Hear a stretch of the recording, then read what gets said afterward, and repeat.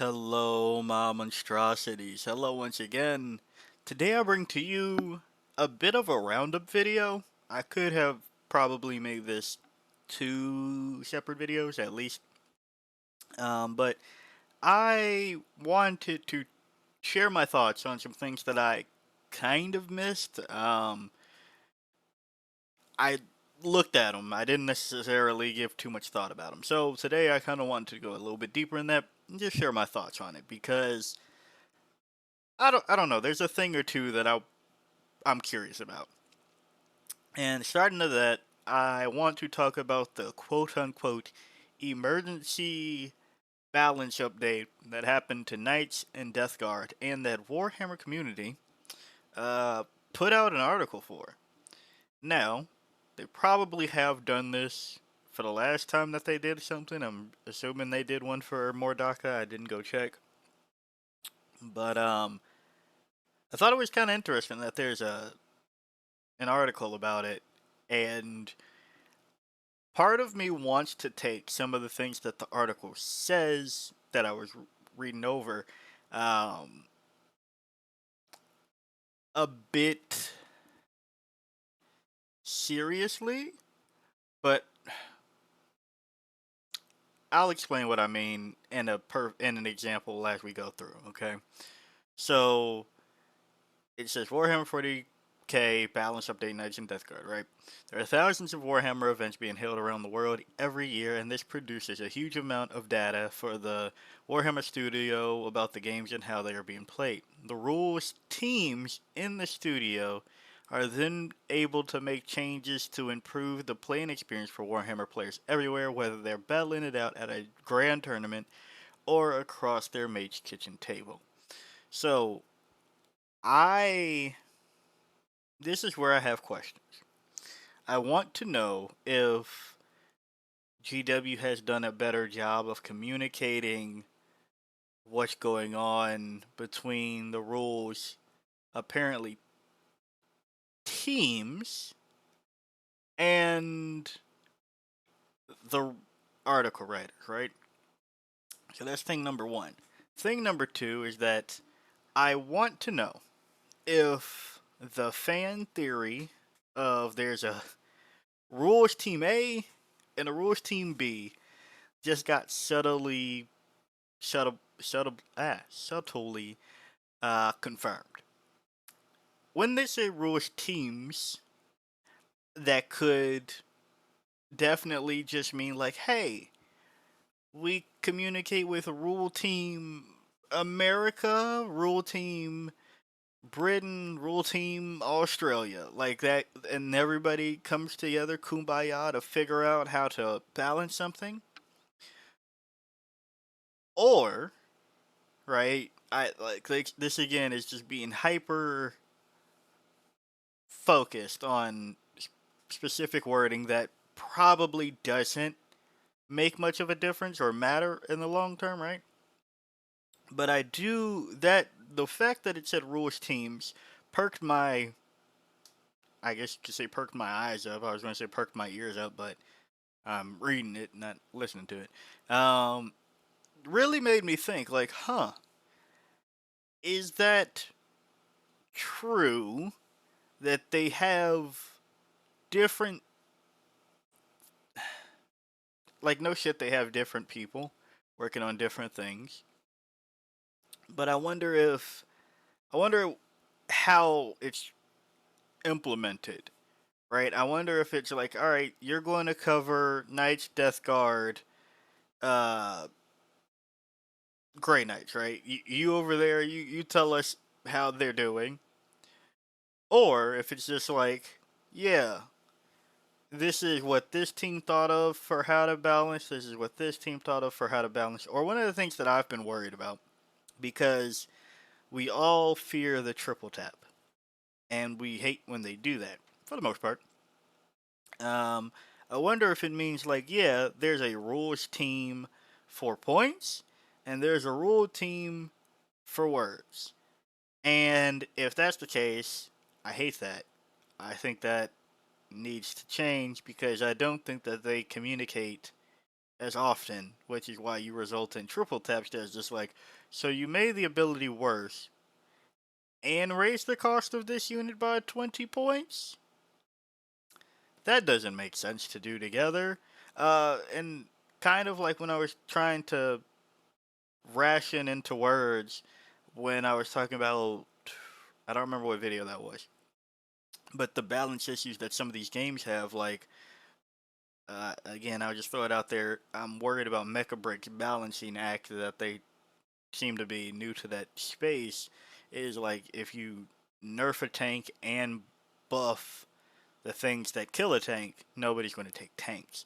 So that's why the GW triple tap is their same balance faux pas, where it's just like you don't make the rules worse and raise the price, like that, or the cost, I should say, uh, and the price. Who am I kidding? You don't do all of those at the same time because that just means nobody's going to take the thing. And I some of these companies are too large, and I don't want to say detached from playing, but that's what it starts to feel like out of a very corporate world, I guess. Um, but yeah, going past that, we know that when a certain army is a little too powerful and overbearing, they can become prevalent, excuse me, and casual pickup games too. So when an issue arises, we aim to fix it as soon as possible to improve things for everyone, whether your battlefield is at an event, club, store, or home. Now, just the literature educator in me, the English literature educator in me, you already drove this point home. We already understand that it could be anywhere. It could be an event, somebody's house. Like, we already drove that. But that's being an ass. And the thing that I want to focus on a little bit more in this one is that it says as soon as possible. Death Guard definitely isn't as soon as possible, nor is Imperial Knights and Chaos Knights. And in fact, I think that all of this, in my opinion, is far too late because of something that happens at the end of this article. So, going on that, updates to these factions were originally scheduled for next month's balanced data slate. However, the release of Codex Leagues of Votan and its points update gave us the opportunity to address these now, ensuring a return to a more harmonious match play experience right away. Of course, there'll be the usual updates for other factions next month. So, at least there's confirmed that there's other updates for other factions, right? That's cool. Also, this says that this was originally scheduled for next month's balanced data slate, but because they were rolling out Leagues of Votan and their points, that gave them the chance to do it now, ensuring a return to a more harmonious match play experience right away. So, I don't know if they're aware how long out people plan some of these events. So, I guess it is on TOs if they want to implement these changes now. But as they said, it should be next month's balance data slate where a lot of these changes were happening. I feel like if you do changes at month two out of three for these balance data slate cycles, that's just odd timing. So you give everybody. I'm full disclosure. We're looking at the week of the 20. Sorry, we're technically looking at the week of the 17th. But this is. Well, okay. I was going to say, like, what day releasing, but, like, we're looking at 22nd, 23rd, ish, right? And there's one full week left of August, is the point that I'm trying to drive. And we should be looking at, if it's the schedule we should be looking at, maybe 2 weeks out, because I looked and like the last Thursday was on like the 6th or some shit. Um, if that's the case, there's like only a week realistically of this update being the uh, ruling factor where people would have time to implement it. Now, again, it could be hey, it could be at an event, club, store, or home. But this turnaround time for some people, I don't know. However, it is clear that, you know, some of the creators that are closer to GW, uh, that sounds, I guess they are closer, fuck it, had this information before the rest of us, so they were able to practice that a little bit sooner, but I still don't think these would be implemented before any of that time. So it's like, why now? I understand with Codex Leagues of Votan, it's like, yeah, people want to start playing that now, but I feel like the rest of everything is a bit more disruptive. However, I am glad, well, we'll save that for this next part to make sure that there's nothing else I was really missing. Targeted changes. The primary challenge is points across the Knights codexes were just a little too low on average, enabling too many large Knights and vehicle chassis to be present on the battlefield. This creates a punishing experience if you aren't explicitly building your army to deal with that many lethal threats with high toughness and wounds. As a result, we've changed the points of the bigger Chaos and Imperial Knights by between 15 and 30 points each to bring the total number of big knights down. The Cerastus and Questoris Knights have gone up by between 30 and 40 points, with Canis Rex receiving a 35-point increase. The Warpbane Stalker enhancement has been raised by 15 points. So, what I was going to say, it's interesting that it is. Oh, it's a couple of things here. First off, I'm glad that it only went the route of one direction, where they went with points. Do I realistically think this changes a lot? No. I think that having one less knight might not change that much because Imperial Knights previously that they still were doing great. Before, they were T12, yada yada yada. But I don't think the difference of a knight will be the prevailing thing. I think you have to make other things better around it. Um, and I guess that's kind of where I lie with things, where I would have wished that they would have gone through the factions answers. If they're going to wait this long, I would have liked if they would have went through the factions answers and thought about it that way. Now, do I love my Tyrannifex? Sure, right? Think the model's dope. On a realistic standpoint, like I've said and complained about many times, I can no longer get lucky and kill a big knight in one shot. Didn't happen often, but it was possible.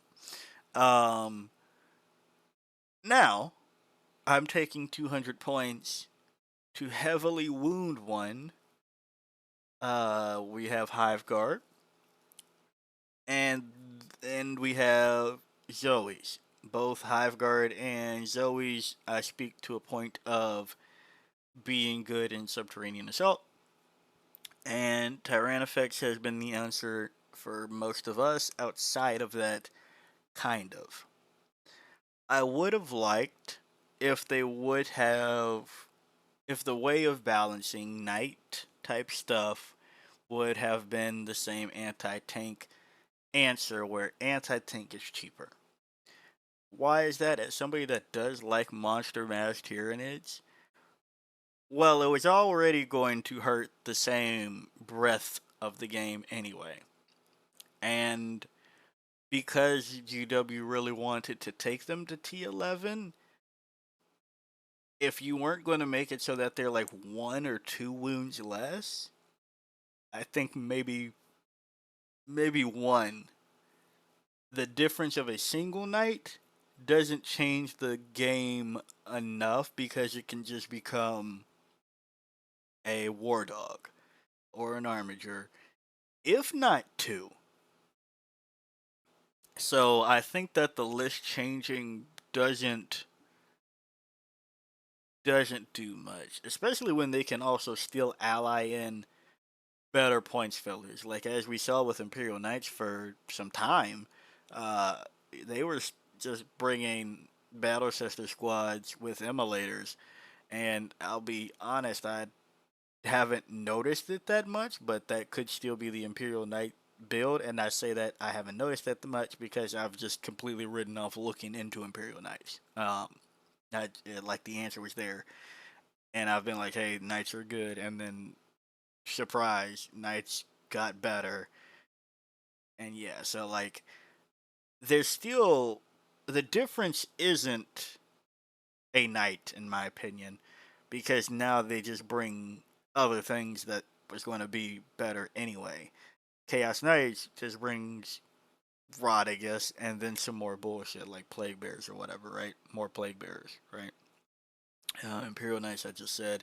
Uh, so I don't, I don't think that's the thing in this instance. I think when you have, and here's the other part that I want to really hyper exaggerate or hyper analyze is that vehicle chassis is mentioned.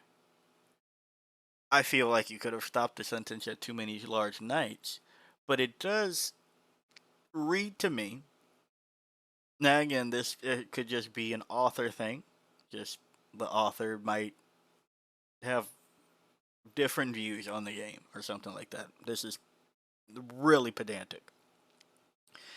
But this does read to me in a way that GW's mind is, yeah, big things, i.e., vehicle and monsters, are going to be universally a problem when the problem is a knight, specifically. I don't have a problem with a rhino as a vehicle, and honestly, most people aren't thinking about land raiders right now, which, kind of a widespread tough thing. I'm worried about specifically knights. So I do this again, just could be an author thing. But when I first read that, I was like, huh, I wonder if that's how GW thinks. I wonder if that's why you end up with a DDA and a Tyrannifex being the same points. I wonder if that's why you ended up with a Hive Tyrant being the same points as a Demon Prince and Exocrine Predator Destructor. I wonder if that's the methodology kind of there. Um, so yeah, those are targeted changes for that. Similarly, we've felt the current cost of the Death Guard combined with their toughness and damage output has allowed too many units onto the tabletop lately. We've tweaked the cost of various units and characters to counterbalance that. Now, I would pull all of that up, and I had it pulled up actually. I exited it out because I don't play Death Guard. Let's start there. I don't play Death Guard, and it felt to me different in a way that I'm not well versed enough to say how much that changes Death Guard. Because Knights, I'll go, yeah, there's the difference of a Knight to a War Dog or two. Death Guard are used to making new builds. So, I take that back. They're not used to it. I've complained about that. But they have other tools. They have a wide enough range that something that was written off as bullshit might just all of a sudden become not bullshit. So it says here the Biologist Putrifier, Death Shroud Terminators, Fetid Bloat Drone, Foul Blightspawn, Lord of Virulence, Mephitic Blight Haulers, Plagueburst Crawler, Poxwalkers, Tallyman, and Typhus all had increases by between 5 and 20 points. By making these smaller increases across the breadth of units in the Codex, it will reduce the number of units in a typical Death Guard list by 1 or 2 in the size of games you normally see at tournaments. This will bring them more in line with the rest of the field without overly down tuning any single unit and causing too harmful an impact to the average Death Guard player. For you downloads, these updates will also go live on the Warhammer 40,000 app today. Stay tuned to Warhammer Community next month for the next quarterly balanced data slate. So, between 5 and 20 points, yes, it might take down a Death Guard list by, as they say, one or two. And again, I don't think that some of these type of balancing acts makes all the difference. That's why I'm not particularly fussed about some balance change, some of these points changes for certain factions, because the reality is you drop the thing that you brought for comfort, I guess. It's just like not that big of a deal for some army ranges where they have a lot of things, and if they have a few good units, you're going to make sure that those are the good units. For example, you can cut a unit of Poxwalkers and probably be okay. For the most part, you can cut a Tallyman and be okay. Now, that saying, if your list only went up by, let's say, 60 points, right? That's in that case, yeah. Cutting two Poxwalker units, yeah, might be a bit of a struggle. But sometimes cutting one vehicle uh, might be the quickest change, a vehicle and an enhancement, and you'll still achieve similar results. I don't typically find that it's the third implementation of something that breaks the camel's back. Typically. Not to say that I don't appreciate their efforts here, not at all. I just think that it's interesting that this felt so needed to be included now when we were aware of this issue before. So that's that on this one, and should be next month for next quarterly balanced data slate. I look forward to some of those things. What I don't want to see in that is, now that you've rolled this part out, I don't want to see a bunch of changes to Death Guard Knights or Knights. I don't want to see. Yeah, by the way, last week we raised the points of everything, right? And how about we made it so that, to make it fair, Imperial Knights have they have to roll 2d6 for feel no pain, and they get a feel no pain on a 9 up or some shit. Like, I don't want to see some goofy shit past that. Chaos Knights, you get one less army rule or something like that. Death Guard, I don't want to see anything past that. I want to see things like this take effect first. So on one hand, I applaud them for waiting so long, but I think that you could have just let it ride until the next balanced data slate at this point, especially considering some of the larger events are over. We've passed Tacoma, we've passed WTC. Uh, Admittedly, I haven't kept up, so if there's another big tournament that's coming up, like in the next week or so, I'm sorry I'm forgetting it right now, but WTC just ended, so I wouldn't put too much on that. So yeah, that's my thoughts about this part, and I want to kind of quickly look at some other things for it. So as we can see, Imperial Knights, Chaos Knights, whoopsie, Imperial Knights, Chaos Knights, we're up here. And between that, you got GSC, Death Guard, and I want to make note that Sisters, Drukari, Space Wolf, Thousand Suns, and Death Watch, and Blood Angels are up here too. Um, why am I stopping there? Because it's interesting that we're looking at 5 wins for Blood Angels, 5 tourney wins for Blood Angels, which is more than GSC, but giving Imperial Knights a run for their money. Eldari apparently have the same as Imperial Knights. Chaos Knights edging out Imperial Knights. Um, and then you have just good win rates, but Space Wolves and Drukari haven't apparently won anything. Space Wolves, I'm hearing, are pretty darn good.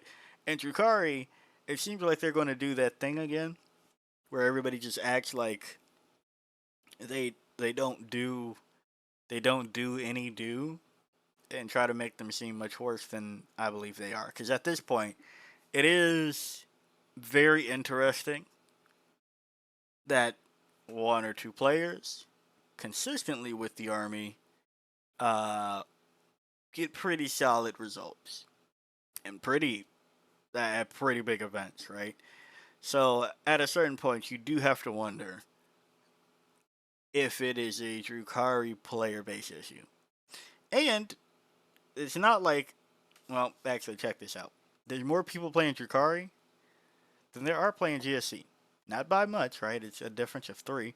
But I was like, well, maybe it's because there's like 10 people playing Drukari. No, there's 85 games on record there. Deathwatch, my hot take is that I've said several times, I guess, is that Deathwatch rules are still just busted. And every time Deathwatch is looking at like a 42 or something for a week, I'm just like, that is definitely a player thing. But yeah, we're looking at fairly comparable sizes for some of them. That's not Death Guard. Oh man, and Chaos Knights or Imperial Knights. Um, but then this opens my discussion that I didn't know how to put this into one video, so I think I'll briefly touch on here in case I do still make this a video. But I think that one of the rates that just isn't talked about enough, even though we all mention it, is pick rate. I think that it has larger implications on the game than many of us say innately. Like we all go, yeah, there's a lot of people playing Death Guard right now, and they're winning a lot. So of course, that's a problem. And then when it's like, yeah, Imperial agents have a 48% win rate, but only 7 people play them. Uh, that's right? Maybe they're not that good, but like 7 people could kind of do it. But I do want to talk about the aspect of everybody has a Space Marines army and an Orcs army. It took some time for people to get a Death Guard army, but it's been done. And as you can see, not many people are going out their way to get GSC and Drukari armies. Everybody can find knights like that. That's one that you could just, all right, here's 6 big guys. Like, you could just do that. So when Space Marines and Orcs feel like a bit of a problem, you feel that because everybody and their father play in that army, right? You can feel the crunch of Death Guard because that is also one of the popular ones where it's like, well, if I'm going to play a little bit of Chaos, let's be stinky with it. Let's be a little bit grimy, okay? I think personally, I'd say that they're more popular than like World Eaters, from what I've seen so far. Um, World Eaters, of course, more than Emperor's Children and Thousand Suns, right? I think the only one that would have been comparable to how many people are playing them would be World Eaters, out of like the Chaos Space Marines range, I guess. Um, so when it comes to popular factions, you feel that, and it feels magnified. That's why everybody's like, some GW, please, please, please, please, nerf Death Guard. I need this to go away now. Whereas Knights, you kind of deal with it because yeah, there's people playing it, and not as many people playing it as Death Guard, Space Marines with uh, Calgar and Gilliman, Orcs with more DACA because it's just like, yeah, I guess, but like, I know there's a night player at my event all the time. I know there's a night player at my club every time. I know there's a night player at the store. All right, there will be a night player. But when something's good that everybody loves, damn, you feel it. So it's just one of those things that I think we all understand, but we don't weigh enough how much the player base is, the player base loving a faction, the popularity of a faction ends up making how overtuned some of the rules feel go over ninefold.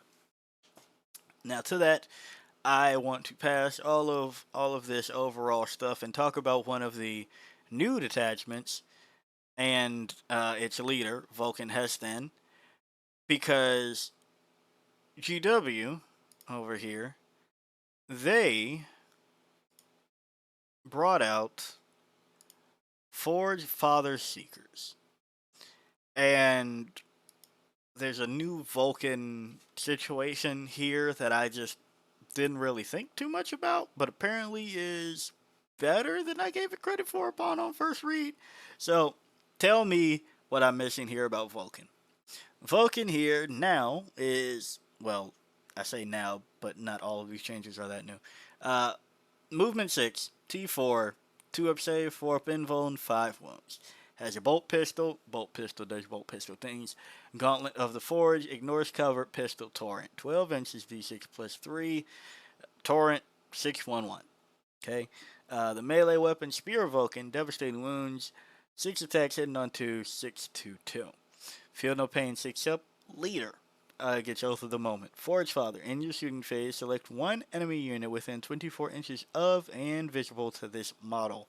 Until the end of the phase, each time a friendly Adeptus Astartes model makes a ranged attack with a torrent or melta weapon that targets that enemy unit, you can re-roll the wound roll, which is pretty interesting in combination with Oath of the Moment. So I'm like, that just for an additional unit could be fairly annoying.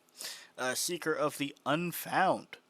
The first time this model is set up on the battlefield, select one objective marker on the battlefield. While this model is within range of that objective marker, this model has an OC characteristic of 10, a leadership characteristic of 5 up, and the Feel No Pain 4 up ability.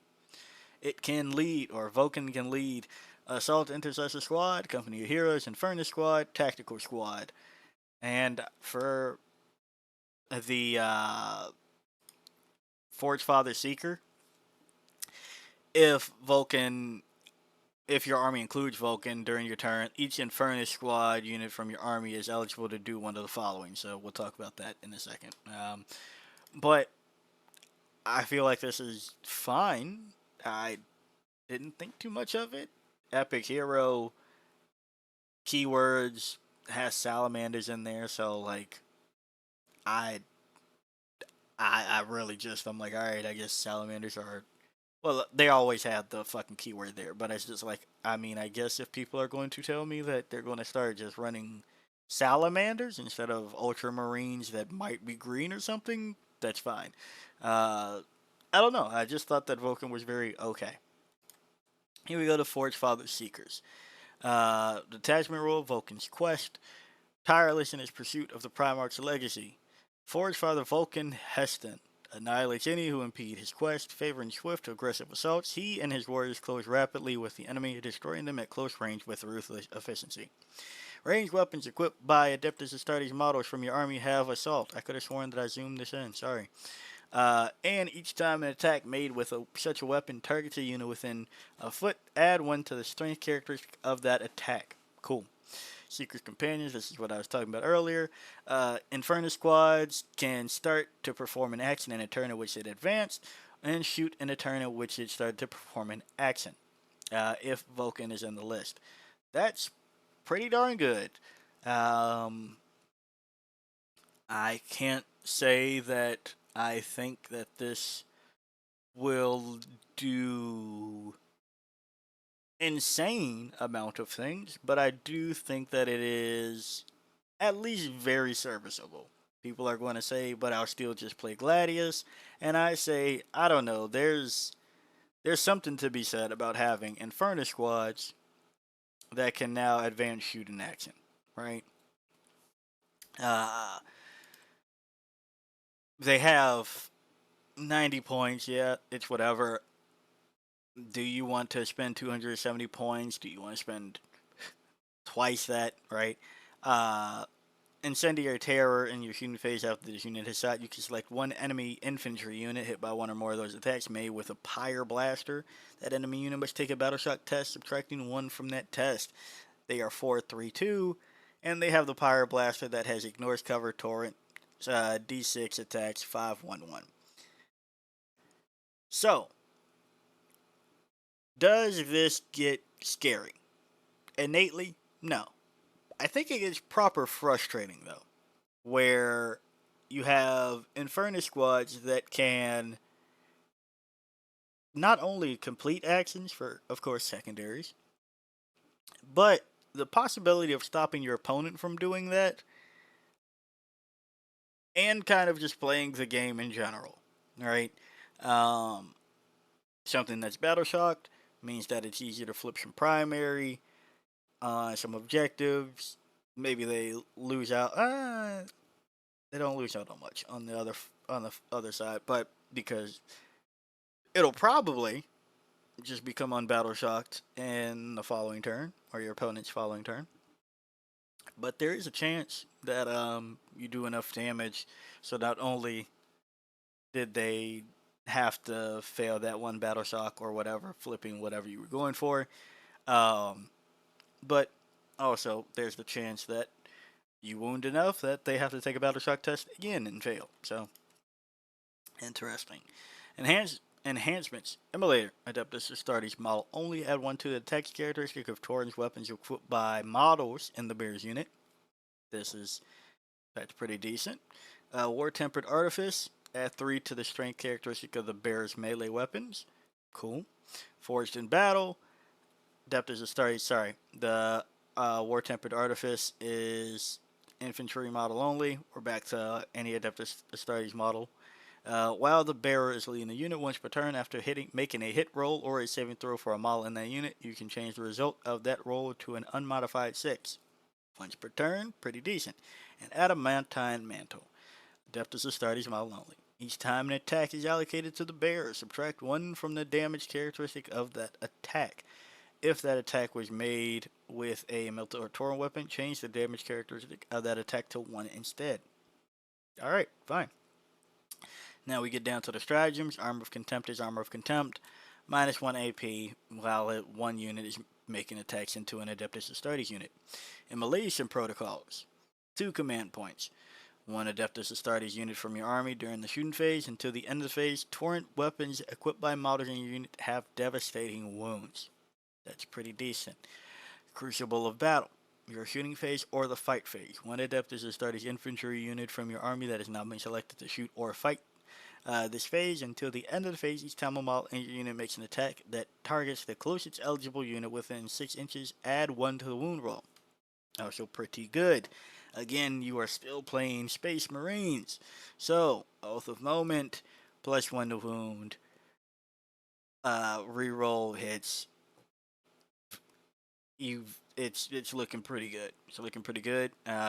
Now, plus 1 to wound for the buffed up oath, but this does mean that now you can do some bullshit that I think is just like, alright, fine. Here's your safety net to still get plus 1 to wound. Burning Vengeance. Your opponent's shooting phase just after an enemy unit has shot. 1 Adeptus Astartes transport unit from your army that was selected as the target of one or more of the attacking unit's attacks. 1 unit embarked within that transport can disembark as if it were your movement phase and can then shoot as if it were your shooting phase, but must target only that enemy unit when doing so, and can only do so if that enemy unit is an eligible target. That's pretty decent for 1 command point. That's pretty decent. Wrathful Inferno. Your movement phase just after an Adeptus Astartes infantry unit from your army falls back. That unit is eligible to fall back and shoot. Blazing Earth. Start of your opponent's charge phase. 1 Adeptus Astartes unit from your army equipped with 1 or more torrent weapons. Select 1 enemy unit, excluding monsters and vehicles, and units with the fly keyword. I thought that was an odd array. I see the word of the day in my mind is breath now. Within a foot of and visible to your unit until the end of the phase. Each time that enemy unit declares a charge, subtract 2 from the charge roll. This is not cumulative with any other negative modifiers to that charge roll. It's better if if it becomes your Astartes unit, -2 to charge for everything into it, but this is fine for 1 command point as well. Do I think that this will dethrone Gladius for what some of these Space Marine green Space Marine players are going to be looking for? Uh, Maybe.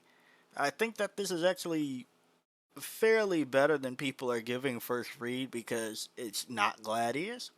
But I think that this is still annoying enough that you go, damn, they have +1 to strength when they're within a foot of me. They're all getting assault. The Infernus squads are advanced shooting in action and battle shocking my shit. There's +1 to wound. Torrents are doing more damage. There's devastating wounds. I could see it being proper annoying.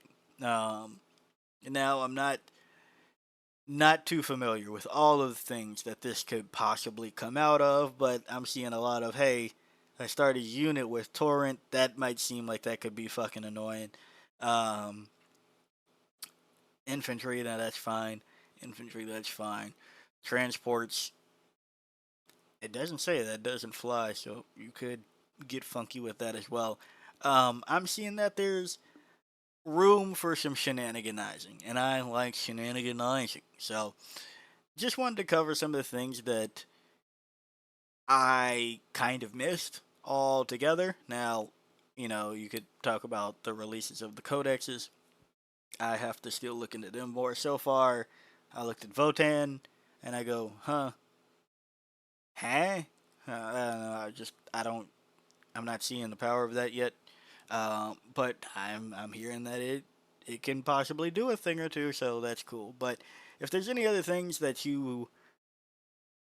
I should be desperately aware of as far as other factions go that aren't Tyranids, uh, let me know. Like I'm playing catch up right now when things are in a priority list in my head. But if there's something of higher priority that I should really, really take a look at, let me know. But yeah, for now, those are my thoughts on some of the things. I I don't know. I think that this was interesting at the time that it came, and I'm reading way too much into some of the things. Hopefully, but at the same time, when you say things, it's like a not necessarily a Freudian slip because I don't think it was a secret, but also it wasn't a confirmation either. So I just wonder if like some of those things are gonna have larger effects or not. But yeah, if you like the video, like it. Got a comment from me, comment. And until next time, peace out, my monstrosities.